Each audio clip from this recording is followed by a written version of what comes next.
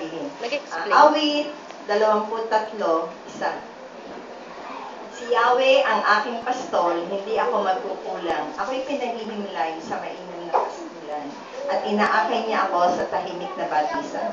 Binibigyan niya ako niyong bagong kalakasan at sangayon sa pangako na kanyang binitiwan, at sangayon sa pangako na kanyang binitiwan, sa matuwid na landasin doon ako inaakay. Kahit tandaan niya o'y tumatahak sa karimlan, hindi ako matatakot pagkat siya ang kaagapan. Ang tungkod niya't pamalo, ang siya kong gabay at sanggalang. Sa harapan ng likod niya, siya ay may handang tulang. Ito'y kanyang ginagawang nakikita ng kaaway, nalulugod siya sa akin, na ulo ko'y langsan.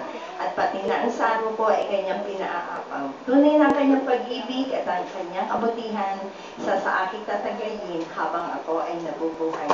Doon sa templo niya lalagi at pananahan. Awit 1. 23. Awit 23, 1 hanggang 6.